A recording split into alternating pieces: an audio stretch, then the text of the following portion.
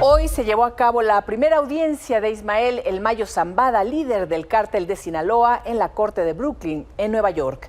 El Mayo enfrenta 17 cargos por narcotráfico, crimen organizado, lavado de dinero y tráfico de fentanilo. El juez Brian Cogan pidió a la Fiscalía definir si solicitará la pena de muerte para Zambada. Brian Cogan designó el caso como complejo y fijó para el 15 de enero de 2025 la próxima audiencia del líder del cártel de Sinaloa. Ángel Hernández, te encuentras en Nueva York. Muy buenas noches, Ángel. Eli, ¿qué tal? Muy buenas noches. Hemos visto a Ismael El Mayo Zambada. Ha comenzado formalmente el largo proceso para llegar a su juicio. Por supuesto, si es que llega, si no hay un acuerdo de culpabilidad previo. Brooklyn, Nueva York, la Corte de Distrito Este, la misma que vio a Genaro García Luna, a Joaquín El Chapo Guzmán, a Juan Orlando Hernández, esta vez va a por El Mayo Zambada. La Fiscalía estadounidense ha respondido que no sobre si hay algún impedimento legal para que se solicite la pena de muerte en contra del mexicano. No quiere decir que ya la solicitó, pero sí que no tiene un impedimento, muy importante decirlo. ¿Por qué? Pues porque si bien está encausado en el mismo documento penal que Joaquín El Chapo Guzmán, tiene dos diferencias. La más importante es que también está acusado de tráfico de fentanilo, la droga al centro del combate a los problemas de salud por consumo de drogas aquí en Estados Unidos. Y además que sus ofensas llegan hasta 2024, cuando fue arrestado, a diferencia de Joaquín El Chapo Guzmán, que ya fue arrestado hace varios años. El caso ha sido designado como complejo por la cantidad de evidencia, el perfil de criminalidad tan importante de este hombre. Hay evidencia en su contra como registros de aseguramientos de droga, grabaciones, comunicaciones interceptadas. Por supuesto, habrá testigos. Tiene que entregarse toda la información a la defensa para que se pueda construir el caso por parte de Frank Pérez, que encabeza a los defensores de Ismael El Mayo Zambada, y justo de ahí parte el primer problema que ha levantado la Fiscalía. Que Frank Pérez representa a Ismael El Mayo Zambada y al mismo tiempo represente a Vicente Zambada Niebla, el hijo del Mayo Zambada, un colaborador activo de las autoridades estadounidenses y potencial testigo de un juicio. Una situación además, Eli, bastante polémica. Será interesante ver qué es lo que sucede con ello, qué decisión toma el juez Cogan. En tanto, El Mayo Zambada está en el centro metropolitano de detención de Brooklyn con estas mismas medidas restrictivas de detención que tenía Joaquín El Chapo Guzmán, las medidas administrativas especiales mucho más restrictivas. Veremos qué es lo que sucede. Eventualmente vamos a estar muy pendientes de esta situación, Eli. Un juicio de altísimo perfil, si es que llega a ocurrir, que nos va a dibujar mucho más de la historia de esta organización criminal tan poderosa. En tanto, Eli, yo te agradezco por el espacio. Te envío un saludo desde Brooklyn, Nueva York. Gracias, querido Ángel. Saludos. Gracias por la información. Y María Elena Pérez Jaén, exdiputada del PAN, envió un mensaje a Ismael El Mayo Zambada a través de sus redes. Escribió lo siguiente: señor Zambada, por el rescate de nuestro México, ya sea en las negociaciones con autoridades americanas o en su defensa, cuente todo lo que sabe de los involucrados, no importa el color partidista. Denos nombres de policías, militares, alcaldes, gobernadores, presidentes. Roberta Garza, buenas noches, ¿cómo estás, querida Roberta? ¿Qué tal, Eli? Buenas noches a todos. ¿Qué audiencia, qué primera audiencia estuviste presente? De hecho, en tus redes narraste parte de lo que ahí sucedió. ¿Con qué te quedas en estos momentos, Roberta? Mira, hubo muchas cosas interesantes. Bueno, primero que nada hay que aclarar, esto no fue precisamente una audiencia, fue lo que se le llama un status report. Sí. O sea, un reporte de estatus. ¿Cómo vamos? ¿Qué está haciendo la Fiscalía? ¿En qué anda en sus trámites? Ya tiene la lista de testigos que va a llamar a declarar, que tiene que compartir con la defensa. Ya tiene la lista de materiales que va a presentar en contra del acusado, que tiene que compartir con la defensa. La defensa tiene algún impedimento, alguna inquietud que levantar sobre cómo se va a llevar a cabo el proceso, sobre cómo se está conduciendo la Fiscalía, etc. Eso es lo que pasó hoy. Quisiera también aclarar lo de la pena de muerte. El juez Cogan nunca le preguntó a la Fiscalía si iba a solicitar la pena de muerte. La Fiscalía nunca dijo que iba a solicitar la pena de muerte. El juez Cogan simplemente enfatizó que los cargos contra el Mayo Zambada eran tan graves que podían conllevar la pena de muerte, como fueron los del Chapo Guzmán, como fue los del Rey Zambada y como han sido los de una infinidad de narcotraficantes que han procesado en este país. Fue solamente para enfatizar la gravedad del caso y que por ende se tenían que dirimir todos los conflictos de interés que bien señaló nuestro colega sobre el abogado de Vicente, sobre si van a llamar a Vicentillo a declarar contra su padre, etcétera. Que había que tener cuidado, que había que ser extremadamente cuidadoso con esos conflictos, justamente porque, bueno, son cargos graves que conllevan a pena de muerte. Eso fue todo. Sí. No hubo más, no va a haber más. Hay que saber que en Nueva York, el estado de Nueva York, es ilegal la pena de muerte. En casos de delitos federales, por supuesto que los delitos federales pueden causar la pena de muerte en casos extremos, en casos graves, a pesar de que sean en las Cortes de Nueva York. Sin embargo, nunca en la historia de este país, desde que es ilegal la pena de muerte en los estados donde es ilegal, se ha dado esa pena para cualquier acusado. O sea, eso no va a suceder. Fue solamente una expresión del juez Cogan, simplemente para que tuvieran cuidado, que son cargos importantes, y yo no sé por qué la prensa mexicana agarró eso y se fue corriendo. Eso no es tema, eso nunca fue tema.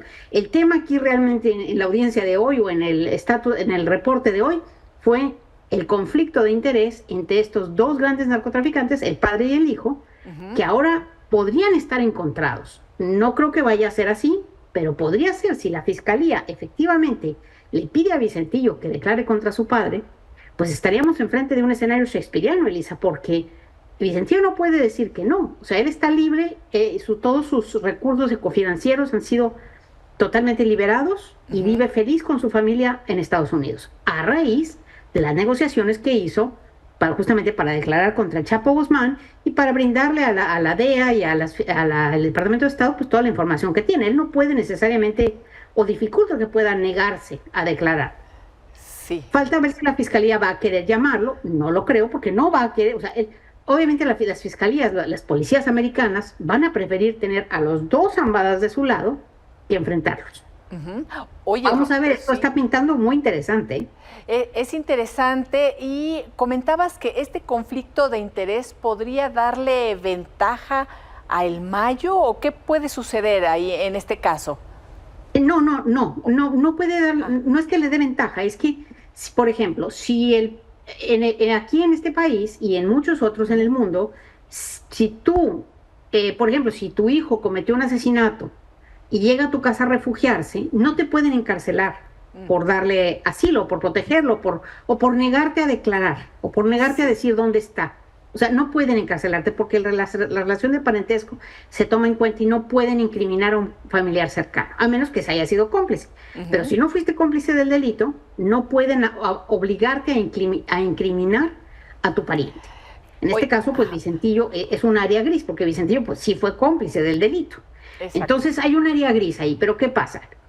Si obligaran a Vicentillo a declarar contra su padre, puede ser que el padre pueda después demandar, pueda inconformarse, pueda apelar una sentencia que podría serle negativa y que seguramente será negativa, dado el caso, dado la circunstancia de que, bueno, obligaron al hijo a declarar, el hijo puede luego llevar también consecuencias legales. Entonces, digamos que se ensucia un poco el juicio. Sí. Yo no creo que sea ni siquiera necesario que Vicentillo declare contra su padre, por eso yo no creo que lo van a llamar a declarar, y si lo llaman a declarar va a ser con arreglos muy específicos, con limitaciones muy específicas. ¿Por qué? Porque tienen a una infinidad de testigos, simplemente los hijos del Chapo Guzmán. Seguramente van a estar declarando en contra del Mayo Zambada, si es que el Mayo Zambada procede con su juicio. Tienes a los hermanos Flores, por ejemplo, que fueron grandes distribuidores de la red de lo que era entonces el cártel de Sinaloa, tanto con el Mayo como el Chapo unificados. Están también en el sistema de testigos protegidos, viven felizmente con sus familias y también salen a declarar cuando los llaman. Entonces tienen una cantidad de personas, de testimonios fuertísimos que podrían usar fácilmente sin necesitar pensar en llamar al hijo contra el padre. Sí. Oye, pero vamos a ver. Roberta, ¿y cómo fue este reporte en la Corte de Nueva York? Llegó el Mayo Zambada, la seguridad. ¿Cómo fue el tema? Porque estamos hablando de el líder de décadas y de sexenios del gran cártel del mundo, el cártel de Sinaloa. Mira, en este caso hubo un poco menos de seguridad de la que hubo con el Chapo, quizá porque solamente es un reporte, no es el juicio en forma, en donde, bueno, solamente estuvo el Mayo ahí media hora, fue fue rápido, fue a ver cómo van ustedes, ¿hay algún problema? No, nos vemos el 15 de enero. Es cuando se fijó la siguiente, que esa sí va a ser audiencia, y también status report, el 15 de enero. Ahorita fue muy rápido. Llegó el Mayo Zambada, llegó con su uniforme de presidiario, no el naranja, sino el color, como color beige, que usan ellos, de lona, una especie de combinado de lona. Llegó con un poco de canas, que pues nunca lo habíamos visto con canas, pero pues ahora no puede pintarse el pelo con tanta facilidad como lo hacía antes. Llegó con algo de barba, con un poco de sombra, pero se veía bien. Llegó caminando, no llegó en silla de ruedas. Llegó escoltado por 4 sheriffs, ya sabes, grandotes, de los de aquí, y lo sentaron con sus abogados. Y llegó él por su propio pie caminando, no trastabillando, no lento. Llegó, se sentó y bueno, empezó el juicio. Él no dijo absolutamente nada, no dijo ni una palabra. ¿Permitieron que entrara la prensa a la sala en donde estaba el Mayo Zambada o estuvieron en la sala contigua como sucede en algunos casos también de extrema precaución? ¿Pudieron entrar? Las dos. Sí, las dos cosas, Elisa, porque éramos muchos entonces, reporteros. Entonces, no alcanzaron todos a llegar a esa primera sala, ¿no? Efectivamente, no alcanzaron a entrar, pero sí se permitió. En la ocasión anterior, cuando se presentó por primera vez en Nueva York el Mayo Zambada, que no se presentó ante el juez Kogan, sino ante un juez simplemente que recibió el caso, digamos, que le dio trámite de entrada y se le asignó después al juez Kogan, que será su juzgador ya de planta. Pero la primera vez que vino, había tal cantidad de fiscales y tal cantidad de defensa, o sea, tal cantidad de personal interno de la Corte, que no hubo lugar para ninguna persona de la prensa, para ninguna persona externa. Ahí sí no hubo nada, todo el mundo nos fuimos al cuarto de al lado, ¿no? Recuerdo. Ahora sí se permitió. Y vemos esta imagen, como bien lo describes, al Mayo con canas, en este vestido de esta manera, en fin, y que fue muy rápido. Oye, Roberta, y bueno, el tiempo siempre apremia, pero hay muchas cosas que comentar. Entre otras, me llama la atención también la fecha, porque los delitos que cometió se considerarán hasta el 2024, crímenes hasta el 2024. Es decir, muy recientes, y entonces puede tocar también a las autoridades mexicanas que han estado coludidas con el crimen, que han permitido actuar al cártel de Sinaloa y crecer como ha crecido hasta 2024. Efectivamente, como lo señaló nuestro compañero Arturo, es hasta el 24 en que hacen el corte de los delitos que se le está juzgando.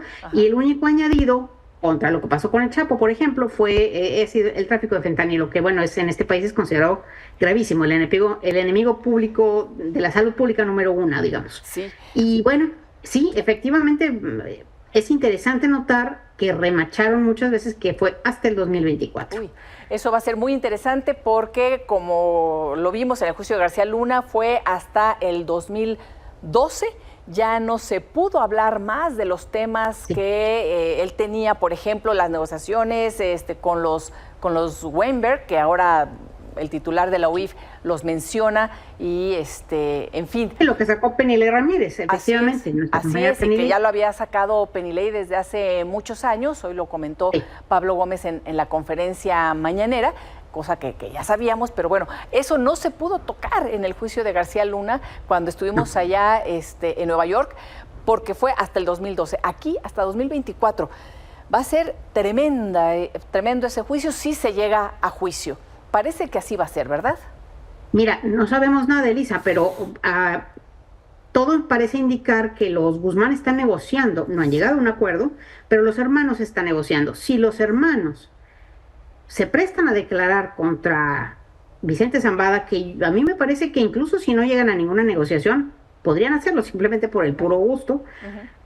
Yo no creo que el Mayo tenga y es más, aún sin ellos, yo no creo que el Mayo tenga grandes oportunidades de salir libre. Y no se va a salvar de la cárcel, pero puede, en el caso de que negocie también, de que se declare culpable y de que entre en una negociación con las autoridades, puede cambiar mucho su destino. Puede tener una cárcel de menor seguridad, le pueden permitir visitas, podrían conservar su patrimonio, sus hijos, su familia, pueden estar con él, pueden verlo.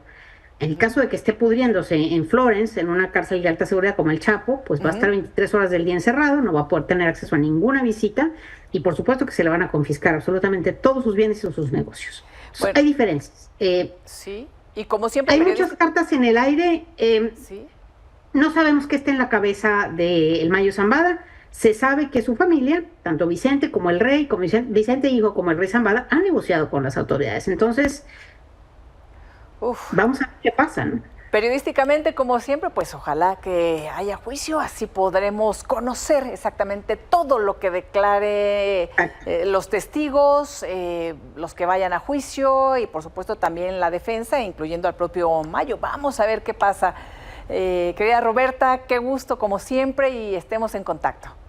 Gracias, Elisa. Buenas noches a todos. Buenas noches. Y como le comentaba ahorita con nuestra compañera Roberta Garza, Pablo Gómez, titular de la Unidad de Inteligencia Financiera, la UIF, indicó que Genaro García Luna recibió contratos por más de 700 millones de dólares y más de 500 millones de pesos a través del grupo Weinberg. La UIF detalló que hay órdenes de aprehensión en contra de 61 personas y que el gobierno solicitará a Estados Unidos la extradición de García Luna y de su esposa Cristina Pereira para enfrentar procesos judiciales. La orden de aprehensión contra García Luna y contra la esposa de García Luna es un proceso ya abierto que tiene a una gran cantidad de personas que están involucradas en ese procedimiento. El gobierno de Estados Unidos estaría en condiciones y con la obligación de enviar a México a esta persona cuando eventualmente abandone la cárcel. En cuanto a su esposa, pues inmediatamente deberían extraditarla.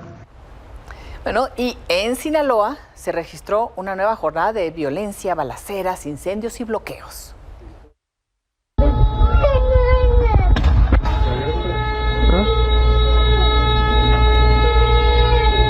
Habitantes de Culiacán llevan conviviendo con la violencia más de 30 días. Ahora, como hace 5 años, vivieron un nuevo Jueves Negro. Al mediodía se reportó un enfrentamiento entre militares y hombres armados en comunidades rurales. Más tarde fue bloqueada la maxipista Culiacán-Mazatlán con tráileres y autobuses.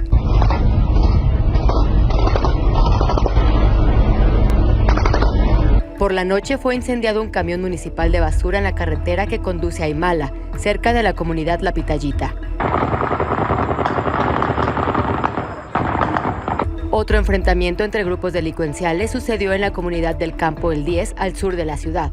Mientras tanto, vehículos Black Mamba patrullaban la zona. Y así transcurrió el día, con enfrentamientos, bloqueos e incertidumbre entre la población. Pero quizá el suceso más representativo fue el ataque a las instalaciones del periódico El Debate, uno de los más leídos en la entidad. Sobre esto, Adrián López, director editorial del periódico Noroeste de Sinaloa, reconoció la nueva ola de violencia. Pero lo cierto es que, pues sí, ya es un precedente más de esta nueva ola de violencia, un ataque a los medios de comunicación o a la prensa. Y por el otro lado, pues otra vez hoy en la mañana, pues la movilidad otra vez aparece muy restringida. Se siente en los comercios, se siente en las escuelas. Este ataque se suma a una serie de agresiones que han sufrido otros medios en el país. El gobernador del estado de Sinaloa, Rubén Rocha Mora, publicó en su cuenta de X un mensaje de solidaridad para los directivos y periodistas del Debate. No hay, bueno, que sucede así, no hay alguna persecución ni hay razón para qué de los delincuentes a periodistas, mucho menos, y bueno que no haya ni ahora ni nunca. Entonces, no hagan su trabajo, nosotros lo vamos a cuidar. Por su parte, la presidenta Claudia Sheinbaum dijo que ya se está investigando. Pues primero condenar obviamente el hecho y se están haciendo las investigaciones. El martes 29 de octubre, viene todo el gabinete de seguridad a presentar los avances, los índices delictivos, los avances y todo lo que estamos desarrollando en el gabinete de seguridad. Debido a esta nueva jornada de violencia en la ciudad, con balaceras, vehículos incendiados y diversos bloqueos, las autoridades pidieron a la población que se resguardara una vez más.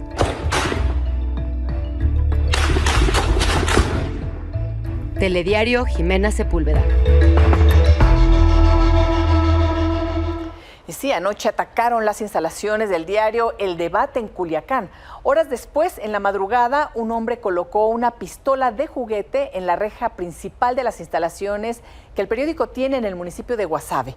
Cámaras de seguridad, que está viendo usted en pantalla, captaron cuando a las 2:41 horas un sujeto vestido con shorts y camiseta se acercó con una cubeta en la mano, sacó la pistola y la dejó en la puerta para después huir. El medio declaró que fue un acto intimidatorio. Por su parte, el gobernador de Sinaloa, Rubén Rocha Moya, aseguró que se trata de distracciones que buscan crear los criminales para ocupar a las Fuerzas Armadas y que la población puede estar tranquila. Delincuentes buscando puntos para jalar a las fuerzas. Y uno de esos puntos fue el debate, a las distracciones. Porque ya ven que ayer tuvimos varios eventos. Presuntamente quieren ocupar a las fuerzas que tenemos destacadas en determinados puntos estratégicos. Todos fueron fuera de la ciudad, ¿no? Y se ha estado trabajando. ¿Puede sentirse tranquila la gente, gobernador? Sí, tranquila. Sí, tranquila. No hay por qué preocuparse ahora, ¿eh? Aquí en la Ciudad de México, la legisladora, activista y lideresa de comerciantes Diana Sánchez Barrios se encuentra delicada tras el atentado que sufrió ayer en la capital. Grave pero estable es como reportan a Diana Sánchez Barrios tras la agresión que sufrió ayer en el centro histórico. Su hermana Silvia atendió a la prensa afuera del hospital donde está internada, en la colonia Iztaccíhuatl de la alcaldía Benito Juárez. Confirmó que se está recuperando. Lo que nos acaban de decir los médicos es que ella se encuentra estable, salió bien, está sedada, salió bien de sus múltiples cirugías, que fueron 4. Fue en la mano, hace rato les comentaba yo eso, en el hombro, tórax y abdomen. No se encuentra en coma, está sedada con el fin de mejorar su recuperación y por el momento está evolucionando favorablemente, pues, su signo, ella está reaccionando bien. También señaló que su primo David continúa delicado en el hospital de Balbuena. Mi primo David sí está delicado, está mucho más delicado con Diana. Él sí perdió un riñón, el vaso, le entró también, le perforó el pulmón, ya eso lo operaron. Sobre las investigaciones y los posibles responsables, confirmó que ella y su madre sospechan de familiares.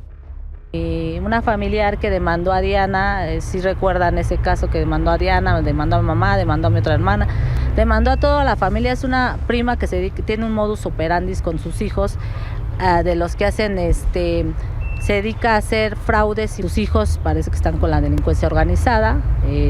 Y entonces en ese sentido, pues nosotros creemos que mi mamá cree que viene de ahí, ¿no? La lideresa de comerciantes Diana Sánchez Barrios recibió 4 impactos de bala durante el ataque que sufrió. Uno de los disparos le impactó a la altura del tórax, otro más en la mano, hombro y mandíbula. El impacto que recibió en el tórax, los análisis señalan que el proyectil se quedó incrustado en una costilla, por lo que no perforó el pulmón. También se dio a conocer una nueva toma del atentado. Se puede ver cómo Diana y sus acompañantes caminan por la calle cuando el sicario se acerca por atrás y los ataca. Mientras que en la calle en donde se llevó a cabo el ataque fue reabierta, pero aún eran visibles las manchas de sangre de las víctimas en el asfalto. Elementos de la Secretaría de Seguridad Ciudadana resguardaron el lugar. Con imágenes de Eric Rangel e información de Ernesto Guzmán, Ciudad de México. Y sobre el otro ataque en la ciudad de ayer, sobre el feminicidio de la abogada Oralia Pérez, el encargado de despacho de la Fiscalía de la Ciudad de México, Ulises Lara, informó que se analizarán los casos que defendía. En la investigación encontraron que fue pareja del mando de la policía capitalina, Alfredo Escalante. La abogada había señalado amenazas. En diciembre y marzo, Oralia presentó denuncias en su contra, pero la investigación no avanzó. Una pausa y volvemos con más información.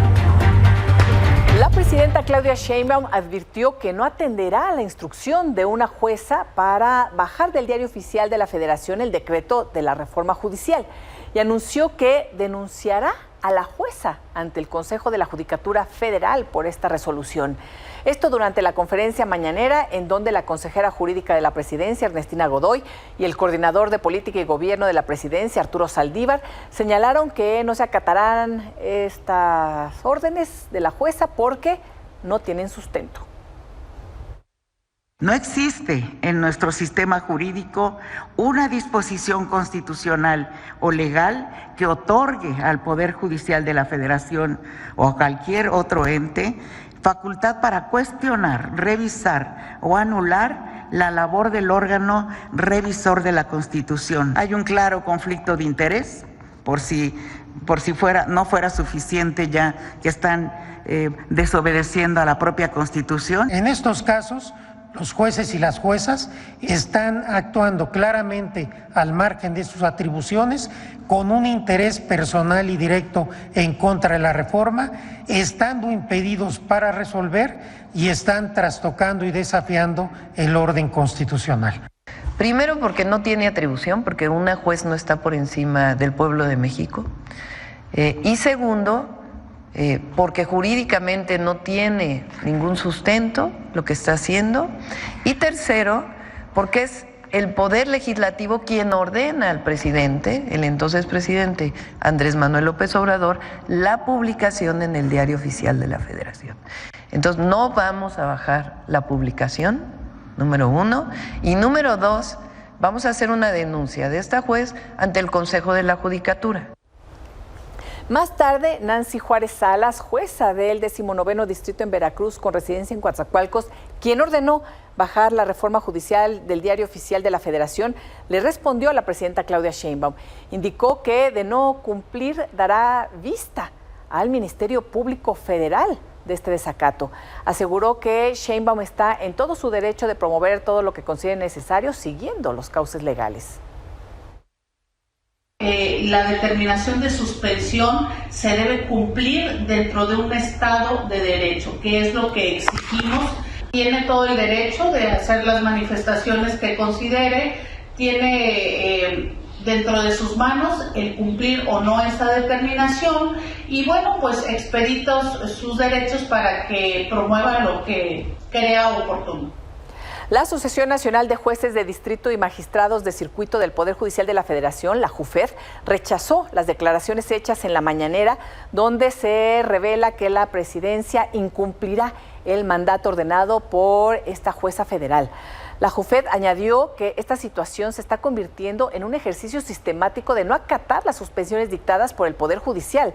Señaló que en cualquier país democrático las objeciones a las decisiones judiciales se contravierten agotando los medios de impugnación y no mediante amenazas de denuncias, situación que sucedió hoy en contra de la jueza, y que esto demuestra que en el Estado mexicano se ha roto el orden constitucional y el Estado de Derecho.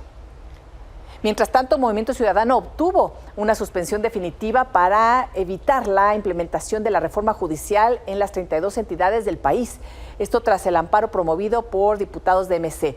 El activista Miguel Alfonso Mesa señaló que esta suspensión detiene el despido masivo de jueces y magistrados. Además, el Senado no podrá emitir la convocatoria para la elección extraordinaria del próximo año, ni el INE deberá seguir con el proceso para la elección. La diputada Laura Ballesteros les dio esta noticia a los trabajadores del Poder Judicial Federal. Y también, mientras tanto, la ministra Lenia Batres confirmó que participará en la elección judicial del próximo año para reelegirse en el cargo. Apenas ayer también la ministra Yasmín Esquivel levantó la mano para este proceso electoral. Por cierto que esta noche jueces federales determinaron continuar con la suspensión de labores en el Poder Judicial como medida de rechazo a la reforma al Poder Judicial Federal. Una pausa y volvemos.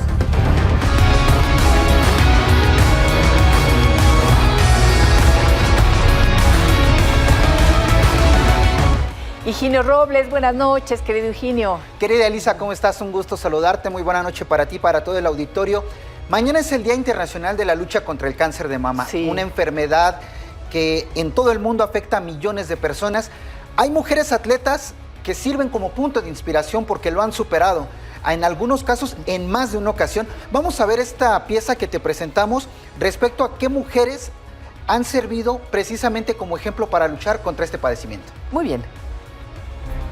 Este sábado se celebra el Día Internacional de la Lucha contra el Cáncer de Mama, una enfermedad que a nivel mundial afecta a millones de mujeres.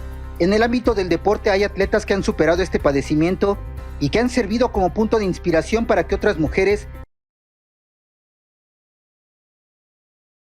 exploración. Una de las deportistas que lo superó fue la tenista checo-estadounidense Martina Navratilova, quien ganó 18 Grand Slam y que en febrero del 2010 se enteró que padecía cáncer de mama. Pasó por el quirófano y lo superó luego de 6 meses. Sin embargo, en enero de 2023 dio a conocer que se le había diagnosticado un cáncer de mama y otro de garganta, de los cuales volvió a salir triunfadora.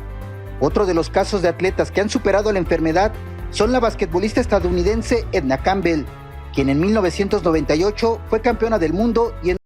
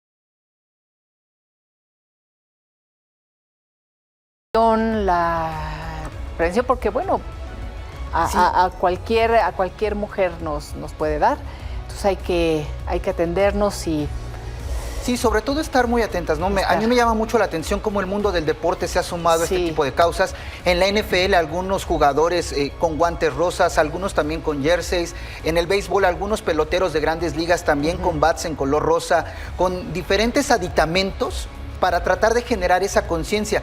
Por ejemplo, ya lo veíamos en esta pieza, la Liga MX femenil, la Liga MX y también la Liga de Expansión en el fútbol mexicano llevarán a cabo una recolección de jerseys que serán subastados y lo que se genere será donado para prótesis mamarias externas.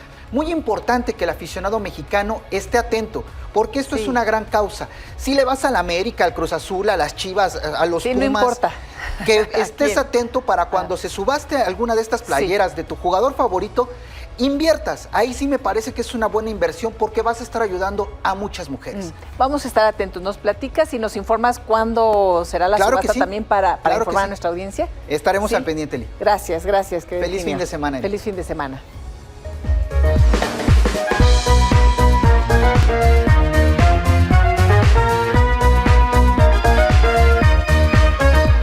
Es viernes de Susi.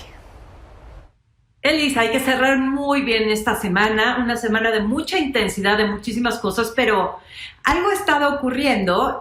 Ya compartimos contigo la entrevista que tuvimos con Diego Luna y con Santiago Maza respecto a su documental Estado de Silencio. Unos días antes habíamos hablado con Diego y con Gael por La Máquina. Vaya, hemos tenido de Diego, Gael y su equipo una cantidad de información importantísima en estos días. Pero aquí va la más interesante de todas. Cuando se habla de su amistad, pues podemos pensar en grandes amigos a través de la historia. Pero este encuentro que quiero que vean a continuación, para mí es uno de los más necesarios y bellos que he visto en los últimos tiempos, si no es que en todos. No sé, Elisa, si en mi mente me sacó un poco de onda porque yo veía a Gael más como Beto y a Diego más como Enrique. No sé por qué. Francamente no tengo nada que sustente esto excepto mis propios instintos infantiles. Pero la verdad es que queremos cerrar una semana de mucha información complicada, de mucha información interesante, pero vaya, con una sonrisa que nos lleve pues, a lo más bello de nuestra infancia y por supuesto al recuerdo de la importancia que tiene la amistad. Denle un abrazo a quien sea su mejor amigo o amiga. Yo te abrazo a ti, Elisa, y gracias. Tengan un gran fin de semana. Abrazo, Susi, gracias. Y sí, ya es viernes.